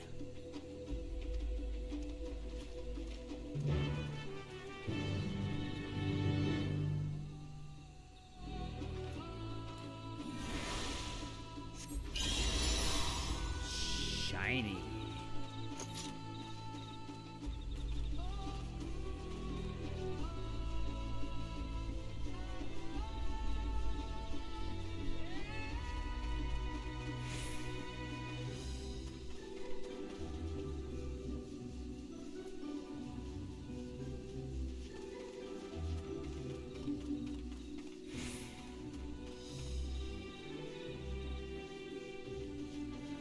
All right, just about done for the night here. Let's see what else we got going on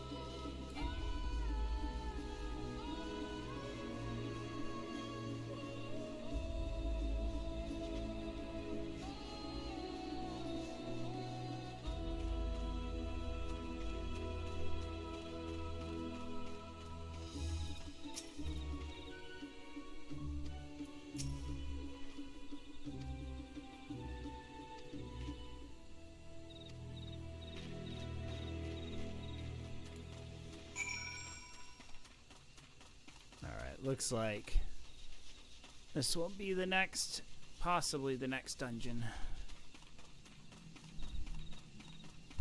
If it is a dungeon, we'll see if we can insta-queue it, and if I insta-queue it, then we'll run it. But if not, then we'll just call it for tonight.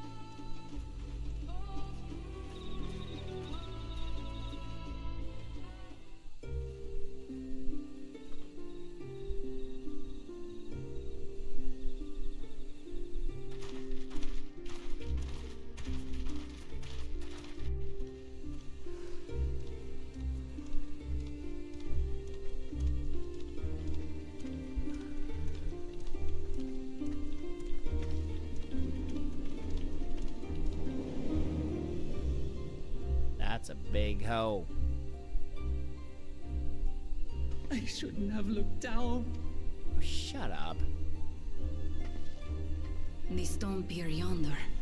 That is our destination.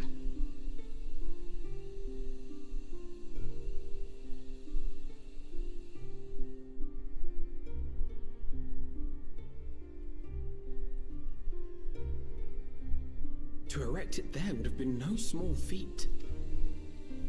The work of Yakui hands built long, long ago. Our forebears merely altered the entrance. Altered? It will be quicker to show you.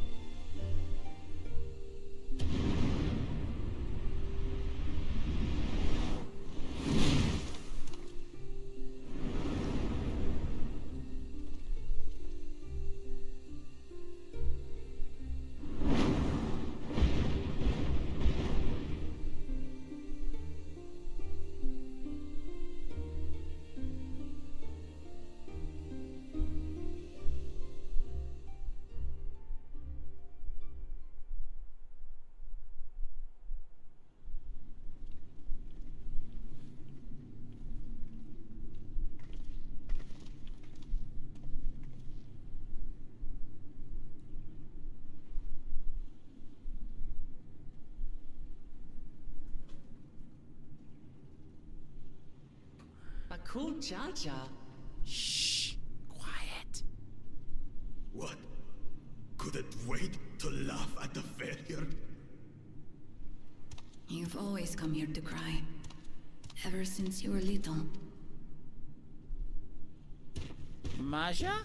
Mother! Maja!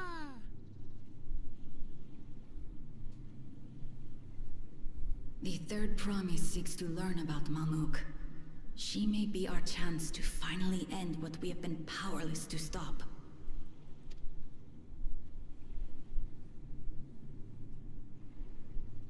Talk with her. Tell her what we have done. Fine. Perhaps it's only right that we be the ones to speak of it. Blessed as we are.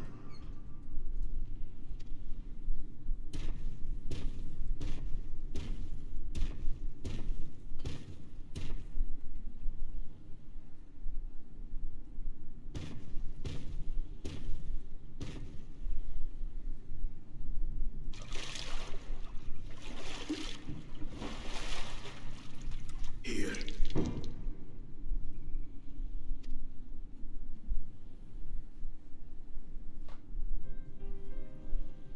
This vessel holds the remains of a two-headed Babonja.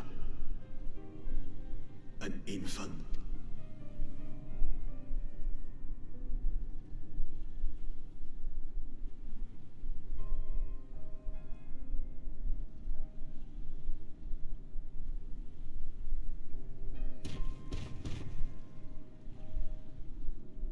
We converted the ruins into a cenotaph, so the souls of these children wouldn't return as vengeful spirits.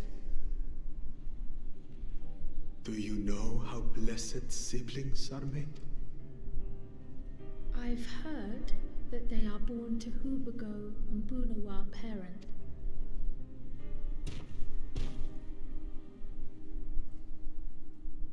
Such unions between clans were originally arranged to stop infighting. The war against the Shibran was going poorly. Then, one day, a child was born.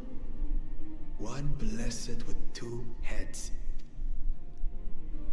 When this child grew old enough to lead our army, we became... That taste of victory awakened our greed.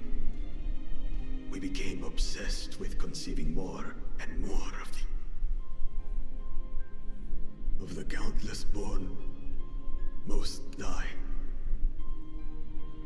Trapped in their shells. Only 1 in 100 survived. If we are blessed, it is only because we yet live. Unlike our brothers and sisters, who were sacrificed for the glory of Mahmud. That's horrible. Of course it's horrible. It's an atrocity we can never take back. Those children died so that we could live. So we had to succeed, no matter what. To fail would mean it was all for nothing. Nothing. But I did fail. I squandered their sacrifice.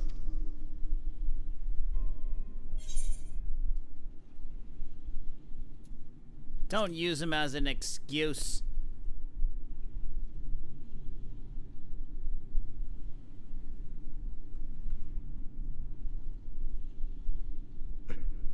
I should never have been born. You're wrong. You didn't ask to be born as you are, and you are responsible for your siblings' death. The people obsessed with blessed siblings are. They made their choices, but they don't make yours. Since when do you let others push you around, Bakul Jaja? What do you want? Say it!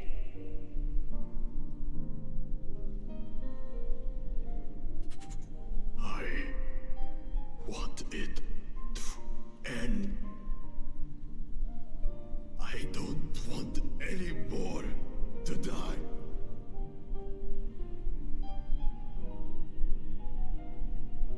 Oh, should have said so from the start. Then you have my word.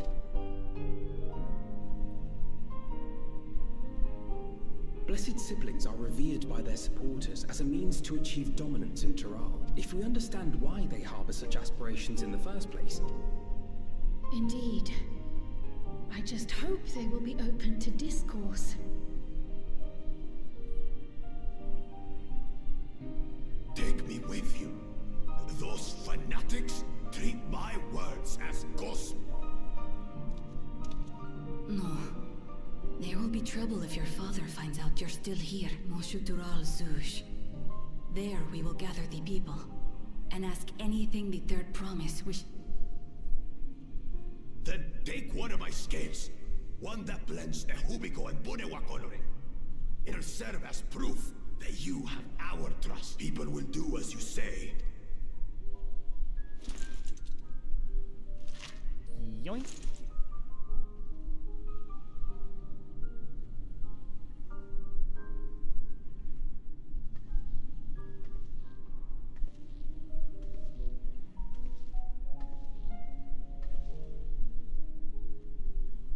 I'm sorry for what I've said and done.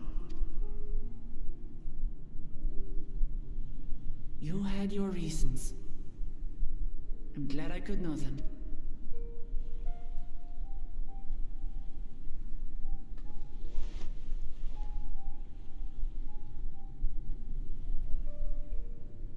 Which is to say, you're not a complete...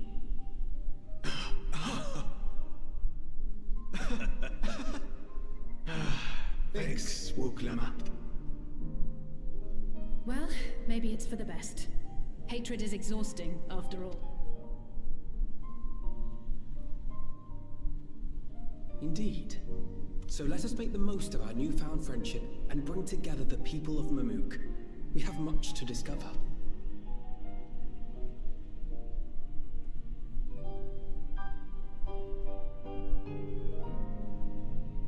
Oh, Mama Majul is happy. Huzzah. Oh, here I thought this was actually going to be the start of a dungeon. Guess not. Well, it could have been. Could have been, totally.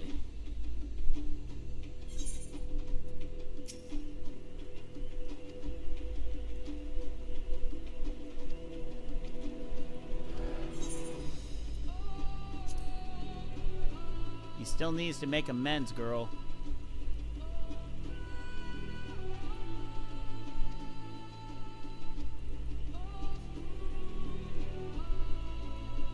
Alright. Okay, since I can just teleport back to the city now, we're just gonna teleport and we're gonna call it. It's 11:30. I need to get to sleep so I can get up and do my run tomorrow. Yeah. Oh, alright. Exit and exit. Alright, everyone. Well, that's gonna be... Whoop. Wrong button. Nope. That. Alright. So that's going to be it for me. Thank you all so much for tuning in. We'll be back tomorrow night with more Final Fantasy 14. Tomorrow might actually be the final night on stream for Final Fantasy 14. Most likely on Monday we'll be playing Dragon's Dogma. And Monday morning we'll be back on the bike with another bike stream. So hopefully I should be able to get out here on time tomorrow night. Don't know off the top of my head if it's going to happen, but I will do my darndest to get out here on time tomorrow night. So thank you very much, Will, for hanging out with me. Of course. So we'll be back tomorrow night. So until then, my friends, good night, Isaiah Norris. Ooh, wherever you are. You are. Good night, everyone. Good night.